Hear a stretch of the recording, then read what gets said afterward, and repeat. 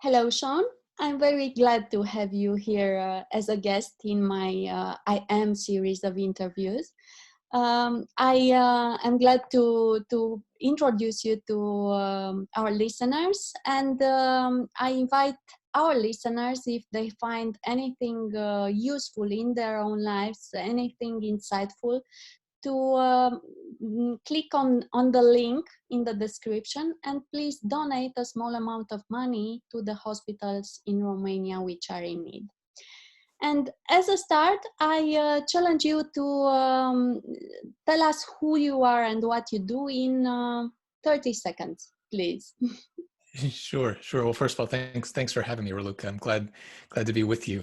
So the essence of my work, I am a speaker and coach, really focused on helping people, leaders, teams cultivate resilience to rise up in the face of uncertainty, adversity, and change, which we're all dealing with right now. And I love that part of this that you're supporting hospitals. I've had a chance to support some healthcare professionals with this message. So I love that, but that's really the essence of my work. I'm a single father. I have a 10-year-old son. So when I'm not speaking or coaching, I'm trying to navigate my own life here at home with a son. I'm based in Nashville, Tennessee, in the United States, and came here to do music like a lot of people, and then just kind of found my way into the speaking, personal and professional development world. So it's been an interesting journey, but that's a little highlight of me and my work. Thank you.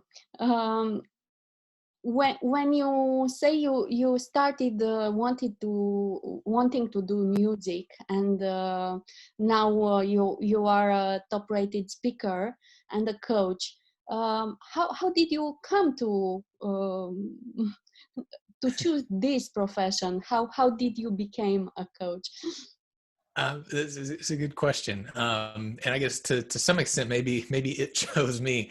Like I said, it's been a winding road. When I came to Nashville, I did music for the first couple of years. I came here to go to college, and I was pursuing the music business path at college, or while I was in college. And just in that experience, I realized that music may not be the path I wanted to go down. I still love music, and I play piano and a few other instruments, but so I still love to play music. I just decided it wasn't what I wanted to do as a profession. And about the same time, I took a human resources management class, which was just part of the required curriculum in college. And I wrote a paper about motivating your workforce to perform. And I just fell in love with that intersection of life and work, and how can a company make the workplace the best it can be for the people, and how can we as employees, since we spend so much time at work, how can we create the best experience for ourselves? And so I fell in love with that field, but I still didn't know exactly what to do with it as a career. And shortly after graduating from college, I got a call from a speakers bureau, which is like a booking agency for speakers, and ended up going to work there to help them build out their corporate division. So I worked behind the scenes with speakers before I ever started speaking myself. And so I was there for about 5 years, and then started my company, and still working behind the scenes, helping speakers, coaching and guiding them with their own business strategy. And then it was in 2011, I finally got the clarity of the message that I wanted to share, or at least the seed of it, the beginning of it. And so that's when I started making the shift to speaking myself. And then since then, it's just continued to evolve, and I brought coaching into the mix because I really wanted to develop some more tools to help people, not just to give them an inspiring message, but to actually have some tools to help them rise up. So anyway, like I said, it's just been this winding path, and really trying to discover, trying to be in tune with who I am, with what I feel my gifts and talents are, and my desire, like we all are. So this is where it's brought me. Was the period of working in the speaking bureau helpful for you to be oriented versus speaking, and to know better what it's like to be a speaker? Yeah, absolutely. For one thing, I was I was probably the shyest kid in my class growing up in school. So I don't think I would have ever thought about getting on stage to speak if I hadn't worked with speakers in this other capacity first, to see firsthand, to meet some of these speakers, see what they do, and to give me the idea, and finally the confidence that, hey, I can do this too. But it definitely, helped me learn what does it take to succeed as a speaker, not only in the business, but just seeing how do you present a message in a way that it lands, that it resonates with the audience, that it's memorable for them and meaningful. Um, and yeah, just kind of seeing firsthand what the career path of a speaker can be. Because I don't know about for you, for me, like if I hadn't worked with these speakers, then it's easy to kind of look at it and from the outside and think, oh, there's no way I could do that. That's just a dream. It's a fantasy. But as I, thanks to working with them, I was able to see, no, it's a real, it's a real thing. You can actually do this. So no, I'd say it was very helpful. And now, from the point where you are now and knowing all that you know now, what would be one message, if you could give one piece of advice to a beginner speaker in order to accelerate his progress? What would you say to him? Wow, that's a great question. Let's see. Well, I think, the first thing I would say is if you've got that desire, would be to honor that desire within yourself. Because I think I would have probably started down this path, at least my own speaking. I would have probably started a lot sooner if I would have really honored that desire within myself and not doubted myself, not questioned so much, not asking, can I really do that? Is that the thing I should do? Or, it's almost like I tried for as long as possible to not go down that path, even though I felt the desire. I knew it was what I was supposed to be doing. But I kept trying to find these other things to do, other distractions, which I wouldn't have called them distractions at the time. I was thinking, well, I need to get this in order first, or once I learn this, then I can do it. But I'm still learning every day. So you start where you are. I think back to my very first presentation, which was it was 8 years ago. It was in 2012. So I decided to do this in 2011 and kind of started putting the pieces together and did my first event in 2012. And even back then, people lined up after that first presentation to come talk to me and tell me how meaningful it was. And that was my very first time. And when I look back now, I'm so much better than that now. I know more than that. I know more about my content. I know more about how to deliver and present on stage, but it was still meaningful even then. So that's what I would share with anybody is just, that desire within you. That's really all you need. And then to just show up and be authentic, be yourself. I think that's the thing, is like, don't try to put on a show. Don't try to be something you're not. Don't try to be like somebody else. Just if you show up, like, if that's your heart to serve and share that message, and you share it from that place, then that's going to be meaningful for the audience. So that would be, I guess, it, to honor that desire and get started now. And if someone, let's say, has that powerful desire inside of him, but he's not he has not the habit to speak in front of a large group of people, and he confronts himself with that fear of speaking. What could you possibly say, or how could you possibly work with him as a coach in order to reach that confidence and that natural, relaxed authenticity that make the public click and connect? Yeah. Well, the first thing I would say is I know that feeling very well. I remember one time I was talking with a guy and he heard what I did. He's like, "Oh, I could never do that. You could never, never imagine I couldn't do that." And he didn't know. Nobody knows. For me, like, I remember the first time I got up to speak, and I was introduced, and I had to get up out of my chair to go speak, and it was like I was glued to that chair, and I had to break out of the chair. It was like walking through a brick wall to step up to speak. So I remember that first time very well. But the best thing that I've learned, and I can't remember where I heard this, who said this somewhere along the way, is to think more about the audience instead of yourself. That anytime we're afraid, we're most likely thinking more about ourselves than the audience or the person we can serve. And so thinking about, how this message is going to be meaningful to them, thinking about where they are, why they might need this message.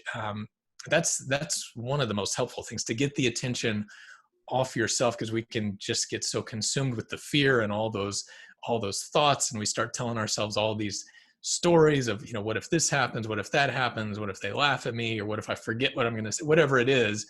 But then that's all about us. And I think the key to success as a speaker is to really come at it from a desire to serve, which is probably at the core of why we do this in the first place. But to remember that it's about the audience. And then the other thing is, to know that the audience wants you to succeed. Like no audience is showing up just waiting to laugh at somebody, waiting for them to fail because they're in the audience. That's not going to be fun for them. If this person gets up and it's a horrible speaker and they've got to sit through it for the next hour, that's not going to be fun for them. So they're on your side. I think that's the other thing, is to know they're on your side. I mean, there's probably a couple of people in every audience who are just waiting for you to fail, but that's just kind of how they live life. Those people are always going to be there. But for the most part, the audience is there. They want to hear you. They want to learn from you. They want you to succeed. So if you can connect with that, that's I think one of the best ways to start overcoming that fear. If someone wants to counter his purpose, wants to define his life's mission, and is still in that uncertainty zone, how could he get closer to its purpose? How could he discover his own purpose? Yeah, that's a great question. Related specifically to speaking, or just in general, just in general, for anyone? Yeah. For anyone wanting that. Yeah.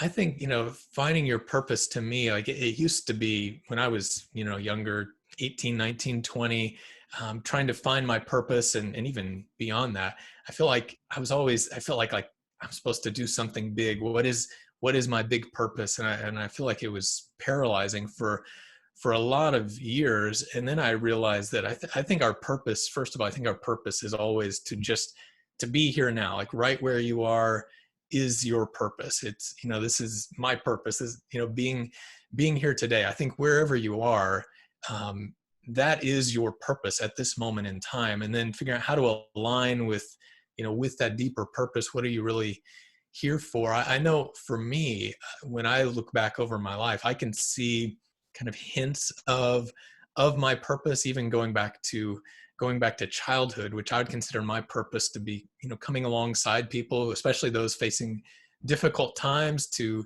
encourage them, to inspire them, to give them some tools to help them rise up. That's really the essence of my work. And when I look back over my life, I think back even when I was a kid, when I was, I guess I was 12 or 13 years old.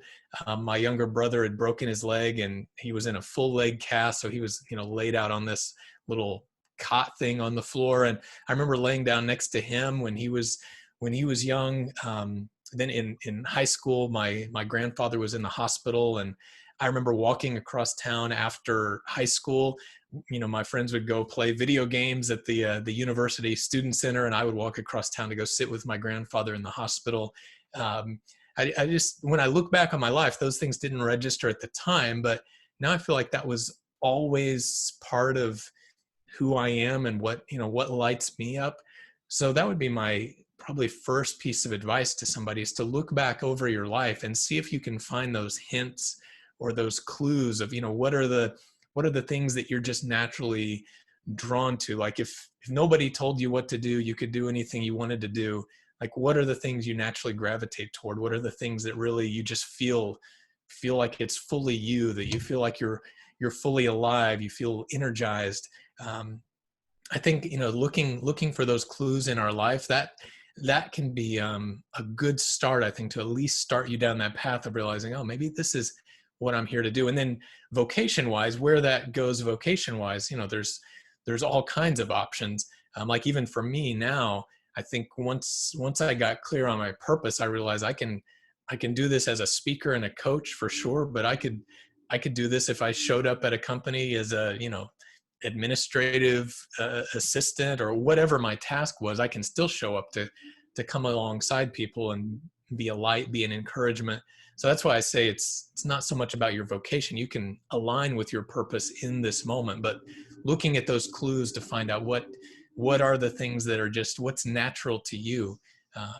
That's what's been helpful to me. Does that help? Does that go with what you were thinking? Yeah, that's the start. But when you go deeper and narrow it down, so Yeah. practically you could do anything related with helping people, understanding people, being empathetic to people. Right. How did you choose speaking? Yeah, well, that's the piece where I say maybe it chose me, because it was never something that I just, I didn't like look in a book and think of, I know there's these books of all kinds of businesses you can start, all kinds of career path. Like I never looked in a book and like went down and put my finger on speaking. It was more just the way life evolved. And now looking back, I've got here in my home office and over here in my closet, I've got these old cassette tape sets from like Tony Robbins and Brian Tracy and all these great legendary speakers, Zig Ziglar. They belong to my dad. So I remember my dad had these tape sets around when I was a kid, but I didn't really pay much attention to it then. So on one hand, I was kind of always around that, but I think having that desire to do music, first of all, that was like the desire to get on stage and perform. So that was at least a baby step toward this. And then, I came to Nashville and realized I'm not going to do music, and found this human resources class. So that kind of shifted my direction a little bit. Then I got the call from that speakers bureau, and just over time, I just, kind of felt this message in myself. Where again, I was like, my nature was, I was a shy kid. So I'm not somebody who just grew up thinking like, just give me a microphone. I want to speak. Like it wasn't something like that. It was just more of this natural evolution.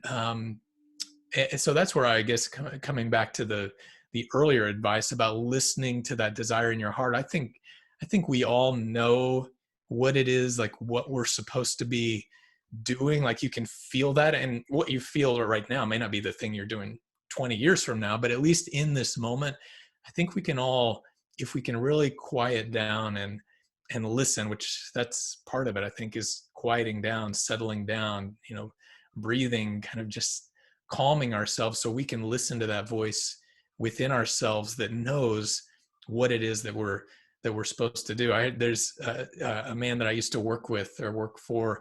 I was only with him for about 6 months, but one of the questions that he loved to ask was, if you would say like, let's say talking about purpose, like if you say, I don't know what my purpose is, he would say, but what if you did know? And that was his response to anytime you say, I don't know, he'd say, but what if you did know? Which I think is getting to the heart of the fact that I think we really do know, but we try to talk ourselves out of it, which I know that's not a concrete black and white. There's not a fill in the blank formula for that, but I think that's how we really get down to finding our purpose. It's a really great unblocking question. Yeah, right. Yeah. If you make So yourself answer that question. you had some stage practice in music before being a speaker. Yeah, true. Right. What can you take from that and use in a speaking career?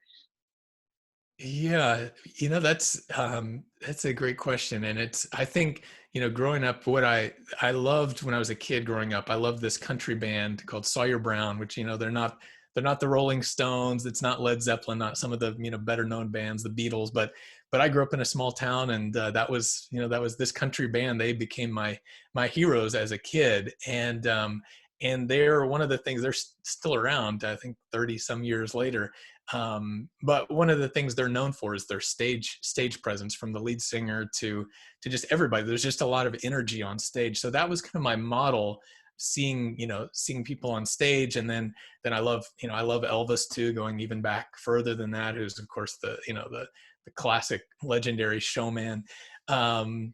So taking that, I think there's something there about just seeing what it is to command the stage, to command the energy in the room. And then a more modern day example in the speaking world, like take somebody like Tony Robbins, at his events, he's got thousands and thousands of people. I almost consider him to be like the Elvis of speaking. I mean, he is literally this giant of a man that commands the room. And not, I'm not Tony Robbins, I'm not Elvis, that's not my style. But just looking at how do you, seeing a model, how do you own the stage, which could be as simple as standing there, like Brian Tracy, for example, another legendary speaker. I've heard him say that, like, he stands within this, I think it's like a 3 foot square, 4 foot square, like he hardly moves on stage, but within that space, he's moving, he's engaging the audience. So just realizing, I guess, just owning your spot on stage, or, owning the whole stage, or at least owning your spot on stage, bringing your full presence, your full energy to that, which is probably, that's the bottom line of it, is energy, being kind of having your focused energy there on stage. I think that's the most important part. However you show up, whatever your style is, to have your full focused energy there, I think that's what really radiates out to the audience and commands their attention. What was the most fulfilling moment in your speaking career till now? Wow. My most fulfilling moment. Let's see. Well, the most fulfilling thing anytime, and I can't sing just one single moment, but the most fulfilling moment is always after speaking, when somebody comes up and says, that's just what I needed to hear. Thank you for that. I mean, that's really the most rewarding thing. And I've had times where I felt like I wasn't at my best on stage, meaning like I forgot, like I wanted to say this, but I didn't say that, or whatever it was. And then when somebody comes up and says that it was so meaningful, then, I mean, that reminds me time and time again that it's not about me being perfect. It's about showing up with that heart to serve and with that energy, and then just trusting that people are going to get what they need out of it. So that's always the most rewarding thing, not any one single thing. But beyond that, like one moment, last year, I got to speak on stage in a theater. I do a lot of corporate type events, which, it's not the big arenas, but I think there were about 800 people or so in the audience. And it was in a theater with, the full light, the full stage. And there was a marching band on stage before me. So they got the crowd going. And, so it was just a fun, energized event to be in that room. And that's one of the most invigorating experiences so far, as far as the on-stage piece of it and having the full stage to work with. So that would be the on-stage piece. The off-stage piece would be just anytime hearing thank you, hearing how meaningful the message was. That's especially for a guy who's like, I'm an introvert by nature. After I'm on stage, like if I'm flying back home, when we're actually able to travel, if you'll find me like in the corner of the airport, just kind of recentering myself. But hearing those thank yous, that the message is meaningful, that's what keeps me going. Talking about energy, do you have something from that stage presence in music that can make in your speech the people in the audience feel that you and them are one? Because oftentimes the musicians are masters of doing that. Right. Yeah, that's a really great point you make, is developing that chemistry with the audience and that kind of engagement. That's a really great distinction. And Yeah, I think anytime you can look for ways to do that, like it's, um, one of the ways, like I always have some kind of interactive element in the presentation, whether it's asking them a question, getting them to talk to each other, and then talk back to share that feedback with me. So we're kind of having a conversation. So it's not just a one way from me to them, but we're kind of all in this together and getting to hear their thoughts and play off that, whether it's something like that, or I've had, have people up, get people up dancing, play a song to which I always tie it in with the presentation. So there's something practical to it, but it also gets us all involved. And even people who don't like to dance, because, we don't all like to dance. But just even that, if they don't like to dance, they can get a laugh out of it, or somehow you always see the energy in the room rise when you inject something like that, or also just doing a meditation, so on the opposite side, really calming the energy in the room, but that still gets us all in tune together, where we're all sharing this experience. Those are some of the tools that I use. But yeah, I think it's so true that the more you can connect with the audience and kind of unify that energy in the room, definitely that's makes the experience that much stronger. And when you write content, when you write on your blog, how do you find creative subjects? Do you have a process? Do you connect to your audience? Do you go inside your thoughts and your feelings? How do you approach blogging? Yeah.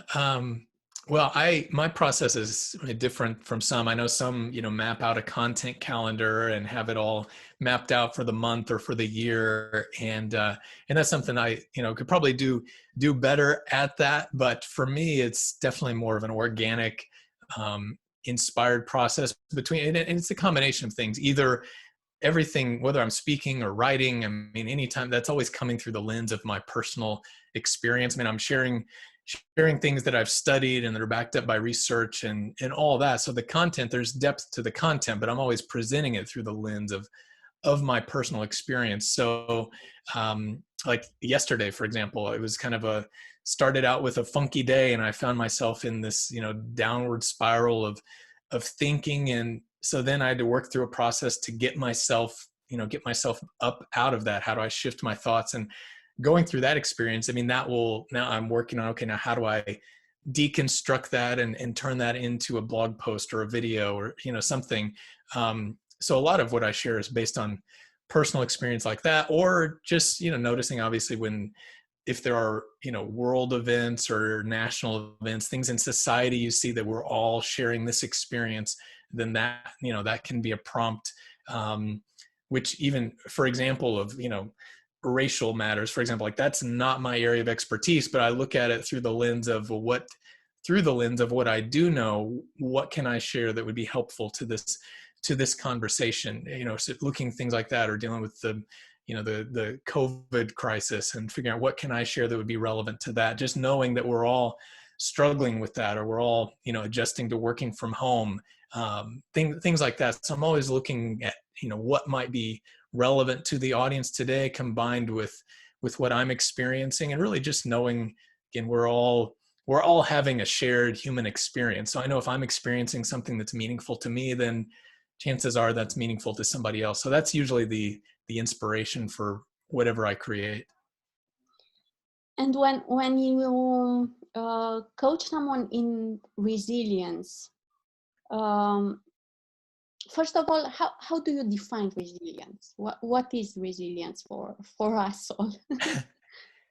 Yeah, that's great. Well, there's a definition that I love that it's not my personal definition. It's from the Heart Math Institute, which I don't have it right in front of me, so I may not get this perfect, but it's something to the effect of that resilience is the ability to prepare for, to adapt to, and to rise up in the face of adversity, or I would add into that uncertainty and change.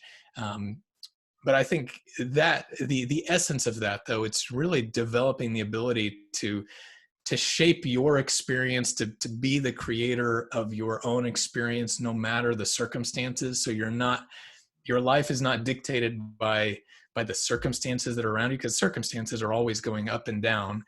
And again, I've learned that firsthand. But developing the ability to rise up in the face of whatever the circumstances are, to reconnect with your purpose, to shift your thoughts, so that you can find a steadiness even when circumstances are not steady, when everything is uncertain. But to find that steadiness in the midst of it all, and to be able to, in the midst of it all, not only to survive it, but to find peace and joy and meaning in the midst of it. That to me is what resilience is about, to be able to come back to that center no matter what's going on around you.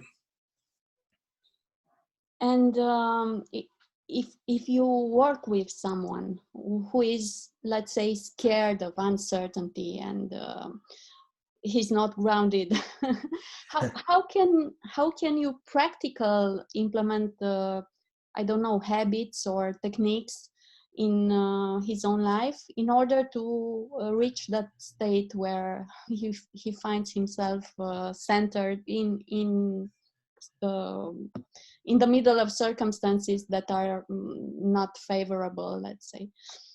Yeah. Well, I think, I mean, that's really that's the essence of the work, and it takes time. I don't think there's not really not any snap your finger, instantly become, resilient. But I would say if I was, working with somebody, the first thing I always try to do is, just help them come back to center in this moment, which, thankfully our body is designed for that. If we take some breaths a little deeper, a little slower than usual, and then if we connect with our heart, which again is based on a lot of the work from the Heart Math Institute, when we reconnect with our heart, and if you imagine breathing in and out of your heart, if your heart could breathe, if you focus on your heart while you're breathing, then that has this natural calming effect on our bodies, and even to elevate our state, to find a place of peace even with the circumstances are where they are. I think the first step, if we can settle down and breathe, then that's a way to show ourselves, to prove to ourselves that, okay, it is possible to find peace in this moment. So that's just kind of an instantaneous, in the moment practice, which maybe that may take a few seconds, it may take 5 minutes, and if we're so used to being anxious and worried, then the being calm can all of a sudden make us feel anxious and worried, because it's not what we're used to. Like, I feel calm and this doesn't feel good because I'm not used to feeling calm. But at least if we start there, because that it changes our body chemistry, changes our brain function, so we can kind of interrupt that cycle of the downward spiral of catastrophic thinking, of everything is horrible, this is never going to change. So breathing is really a powerful, it seems so simple, but that's really a powerful exercise. And then from there, I would say to let's look at your life and find a time where you were able to have peace in the midst of adversity, because you may not feel it right now, but we can all usually find some place, some moment in time, even if we may have to go back to childhood or something. But I think anytime we can associate with whatever, whether it's success or it's a time we felt peaceful, whatever it is that we want to feel, if we can find a time where we already experienced that, even in some small way, maybe not exactly the same way, then I think we can build on that, because then it becomes real to you, as opposed to just me telling you about it or us, reading it in a book. You can kind of build on your own experience. That's one of the things that I always look for, even, in myself and in a coaching client, or even when I'm speaking to an audience, is to help them reconnect with something in their own story, to build from that, as opposed to just doing what I say or doing what somebody else said. So those are a few little nuggets. I don't know, does that help? Yeah, it's that starting point of having confidence in what you're doing next, that emotional state that is balanced for start. But for long term, how can we make that uncertainty state our friend? Yeah, that's the work. That's a great way to put it. I love the way you put it, to make uncertainty our friend. I was at an event last year, and there was a futurist speaking, and he said the future will punish certainty. What was it? The future will punish certainty, but will reward clarity, which was really just getting to the heart of the matter, that we're never gonna, if we have to be certain, if things have to go a certain way, we're always going to run into trouble, because it's just not the way things work. So it's about being clear on where we're going, or clear on, what you want to experience, but flexible in how you get there, or how things unfold. So, I mean, the first part is just recognizing that's just the truth of the way things are, which we can look in nature and just see everything is changing. Like, I look in my backyard right now, and all the trees, they're so green with all these leaves. And I was sitting out there, and there's just this great shade, this great canopy of leaves. So there's shade even on a hot day. I can sit out there and it's nice and peaceful. But I was sitting there yesterday thinking, like, man, I'm going to hate it when all these leaves are gone and it's just going to be these bare limbs, because I love it right now, but that's just the way it is. It's going to change. And, even speaking my work, the last 2 years leading up to this year were my two best years, and this year started out to build on that. And then, of course, COVID hit, and now there are live events are shut down. But even that, I think part of it is holding everything loosely. That's what, even when my business started picking up a couple of years ago, I remember, saying to myself and telling friends, like, I don't know how long this will last. This is amazing, but I'm just going to enjoy it while it's here. Just recognizing, I mean, I had no idea this was coming, but just recognizing everything is temporary. To kind of, to make it your friend, I think, to acknowledge that that's the reality, and to not expect it to be something different, because I think, expectation is where we usually get into trouble, when we expect or require that things are a certain way.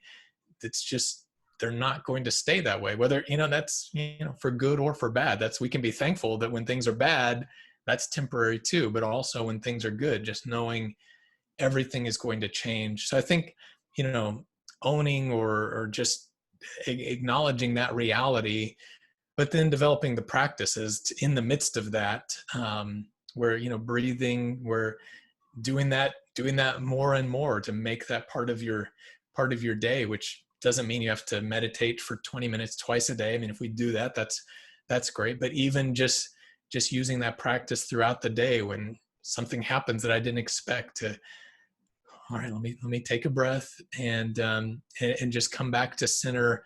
And the more we do that, the more we practice coming back to center, then the more that, that changes our kind of our default state of being. I mean, it's a lifelong process. It's not as if you ever get to the place where you're just calm. Being calm is easy, but the more we practice that, and the more we associate with that feeling of calm and clarity and peace, then the more we can kind of make that our home base, I guess you could say, more than the default, to make that your home base. So yeah, we're going to get rocked from, time to time. Things are going to happen that we're going to be upset. We're going to be mad. We're going to be sad. That's all part of it, which is a mantra I picked up somewhere along the way from someone. He just said that the mantra just says, this is part of it. To just know that this is part of it. This moment is part of it. That this, this is life that's happening here. And, these are ideas. It's really easy to speak, but I think just continuing to practice it, continuing to breathe and to work with it over time. And I mean, that's really, I think that's the work. It's a lifelong journey to make uncertainty your friend, I think. I'm thinking now about success, reaching a goal, and being flexible, and renouncing, losing expectations, and having that power of accepting uncertainty, but still having clarity on what you want, and adjusting to reach that that goal. How can you combine all this? How would you define success, and how would you guide people to reach success and still be able to accept the inherent low moments in their journey, and to adjust course in order to reach where they want to go? Yeah. Yeah, I love that. I call that achievement without attachment. That's just a phrase that came to me somewhere along the way.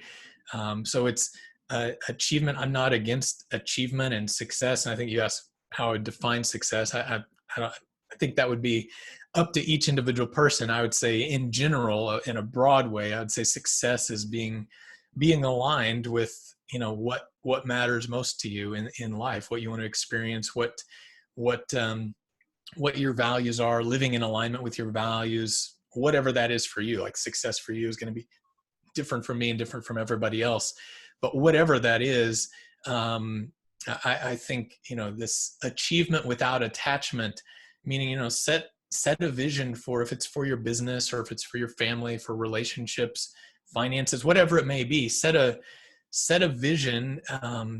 And I really, like, I'm not a big goal setting guy like I used to be. Like I used to, set goals for a certain amount of money, or I want to do a certain number of speaking engagements or whatever it is. And I think it gets back to that statement about, the future will punish certainty, but will reward clarity. And I think, to me, and again, this is what works for me. So some people I know live by goals, and if it works for you, that's great. If it doesn't work for you, then, maybe we're alike and you can try this on. But for me, it's, I try to come back to values more than goals.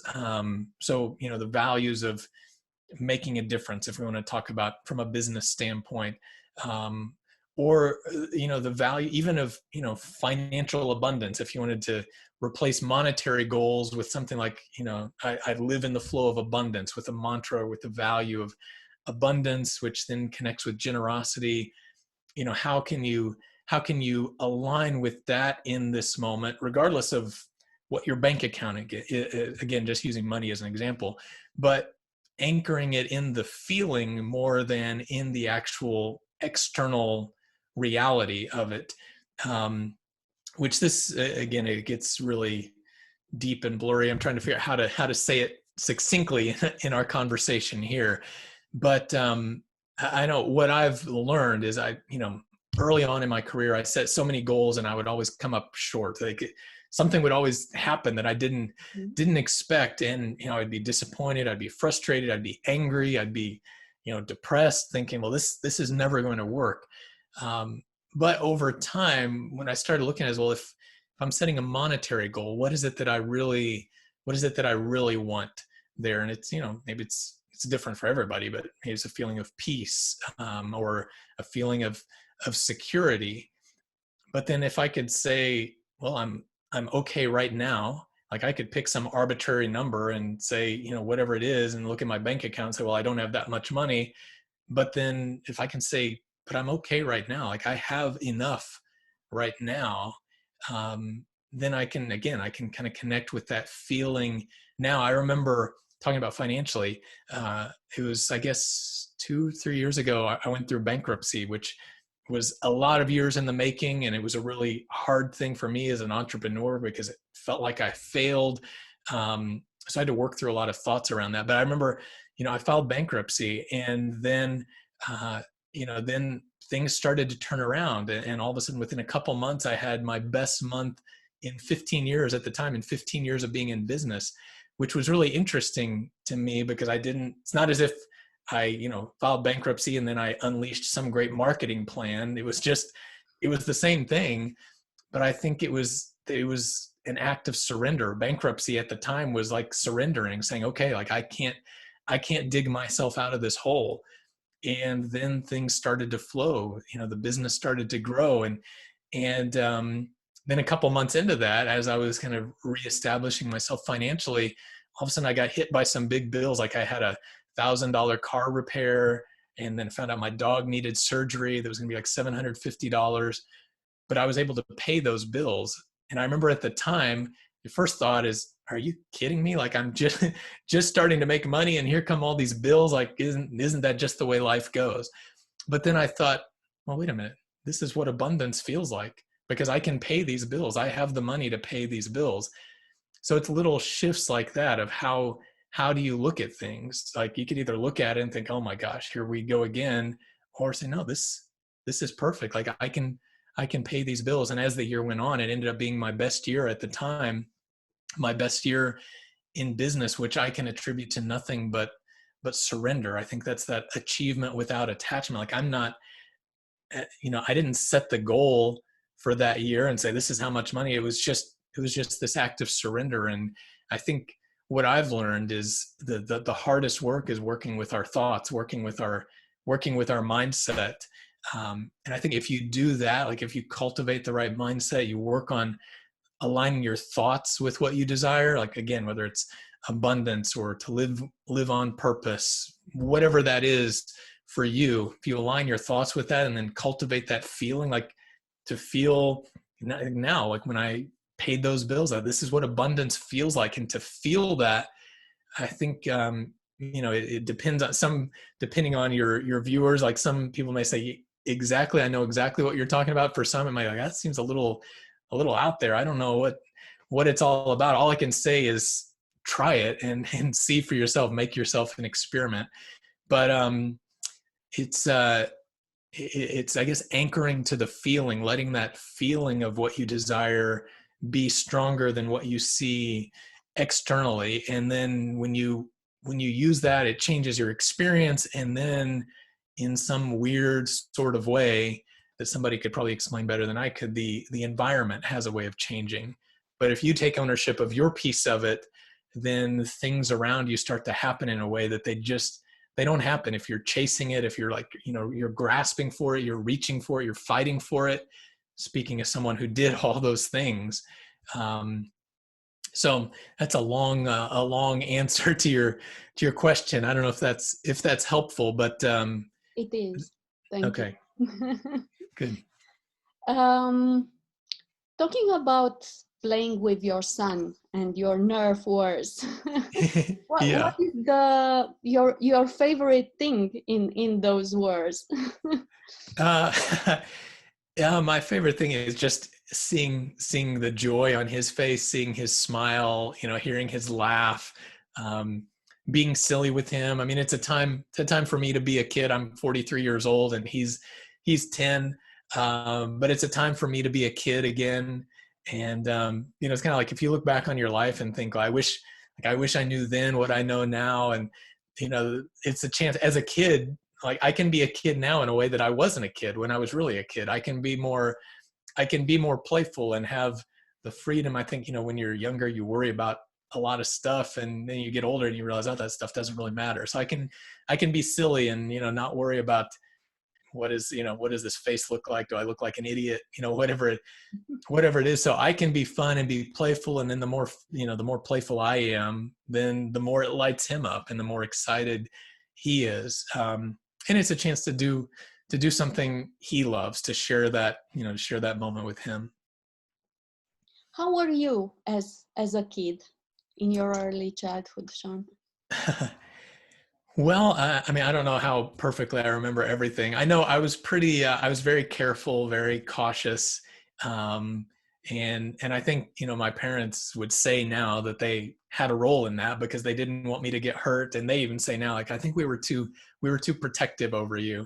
But, yeah, I was a cautious kid but I was, I was pretty happy overall. And even then as a kid, starting when I guess I was around 10, 11, 12 years old. I mean, I started pretending I was in a band. I'd even before I knew how to play anything, I would get my friends together and we would get tennis rackets and those would be the guitars and the stove in the house. That would be my keyboard that I would play on. So I, that was my most playful time, was pretending to be in a band.